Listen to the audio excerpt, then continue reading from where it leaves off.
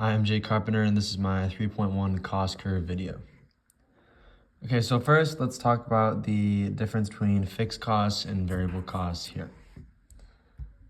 So variable costs change with the amount of production or activity made, and then fixed costs remains constant, like regardless of the output or the quantity produced.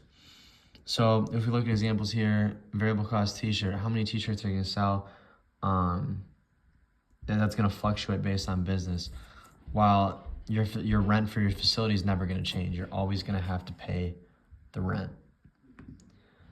So now we're gonna talk about the difference between short run and long run business for businesses right here. So in the short run, at least one factor of production is fixed. So for example, we have a factory here. While in the long run, all factors are gonna be variable. So like we have a phone here representing like new technology, and then like multiple factories if it's a big company with multiple factories and warehouses.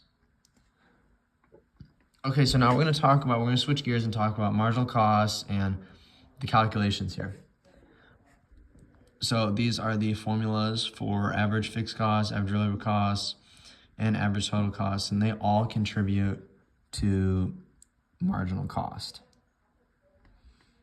So looking at marginal cost here, it determines the profit maximizing level output, like the amount of quantity that you should produce with that certain price to maximize total profit.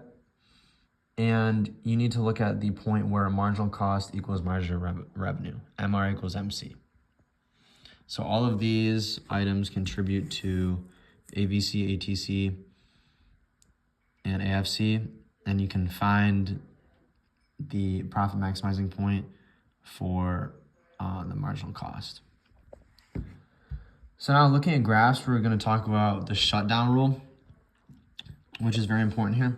So I have my price quantity, I have my marginal cost curve, and my average total cost, and add variable cost here.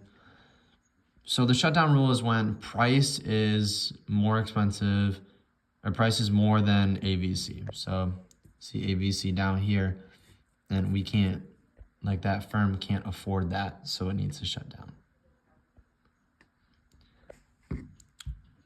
Now we're going to switch gears and talk about the relationship between marginal cost and average total cost here, right here. So marginal cost and ATC intersect at the ATC's minimum point on the curve. So when the curve is at its lowest absolute point. And then law of diminishing marginal return states that when the marginal cost increases, it causes the ATC to rise at a certain quantity, which causes for increased revenue. Now we're going to talk about different graphs, and we're going to talk about the per unit tax here.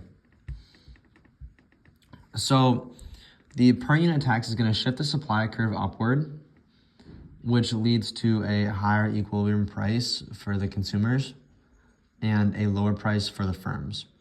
But it also causes a decrease in the firm's output. So if you look here, quantity is actually going to shift here, and our marginal cost and our ATC are all going to shift. Here's our original Mr. DARP. So then, similarly, we're going to talk about a lump sum, which is different, but also has to deal with taxes and added on revenue. So if we look at the lump sum here, it just shifts the ATC. That's all it does. It doesn't shift quantity or any of that, and it really doesn't change a whole lot. It does not change the firm's output, while a per unit tax changes the firm's output. And then lastly, we're going to talk about a constant cost industry. So the cost stays the same, it's perfectly elastic, there's an abundant amount of resources. Examples: corn, other agricultural products, like fruit, vegetables, pencils, any type of simple good.